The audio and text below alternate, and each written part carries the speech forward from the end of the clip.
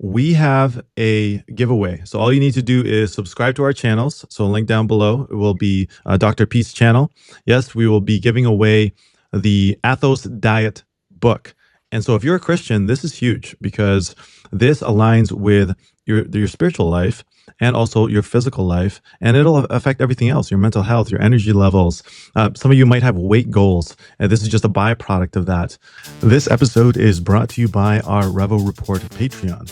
Join our community to get first access to interviews, Bible study guides, devotionals, and prayer books for adults, youth, families, and marriages. Plus, resources on Christian living, leadership, sermon prep, exclusive Q&As, online Bible studies, and even one-on-one coaching or counseling.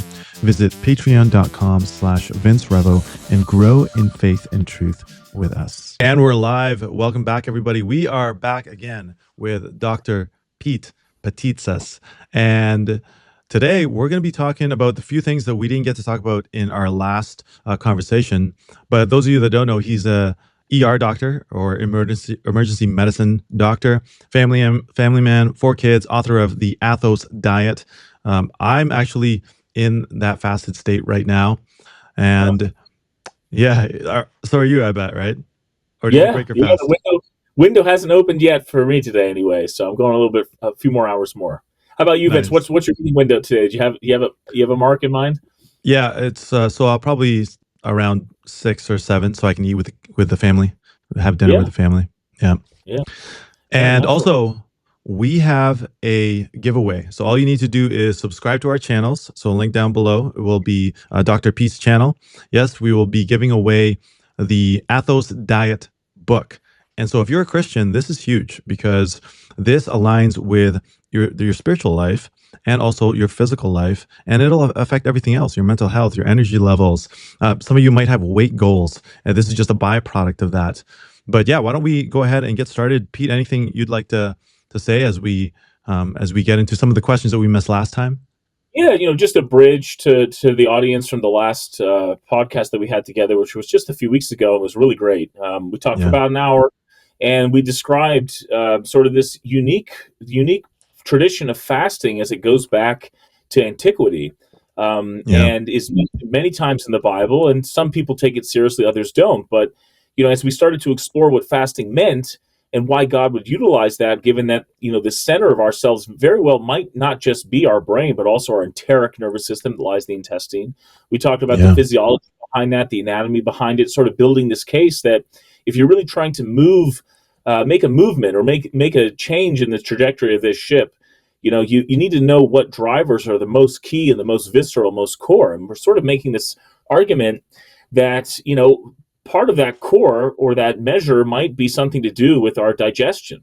And and as we explored how our sympathetic nervous system is affected and energy levels and mechanisms of healing sort of are turned on, we also sort of concluded then with this very interesting study called the ACE study, where we sort of recognize that if bad things can have a physical effect in terms of lifespan and future success of a child at a young age, what can good things do to the longevity of a child? And one of those things that I was sort of recommending, given our discussion, was fasting. So maybe not in terms of the greatest severity that I'm recommending in the AOS Diet, but essentially saying that kids basically after the age of 7 should probably eat no more than 12 hours a day, and then going vegan in this sort of cycle of the church's liturgical calendar, which is basically Wednesday, Fridays, and some weeks leading up to big feast days, is not a bad thing. And proof is in the pudding. I did it myself at 7. I didn't miniature, but at the same time, I wanted to emphasize that there's something very key about teaching a child who does not have the cerebrum of a 27-year-old or of an adult, for us to say, hey, how do we teach a child what it means to be non-judgmental when other kids are eating? How do we teach a child to be patient when others are enjoying themselves in a certain way, to be disciplined when others are not, delay gratification, all these things? Well, then, given those lessons you learn viscerally through your core at a young age, what things can you feed in? What companies can you start? Projects can you begin? Friendships you can manage that are based on real things. All of this is a recipe for success in any endeavor, and why not start that as young as possible? Yeah. Yeah, that was brilliant. I was even talking to my wife about that in starting that with the kids, and I was talking about a delay of gratification and how that is big for kids these days who have instant gratification. We live in a fast food, watch whatever I want to watch in that moment, right?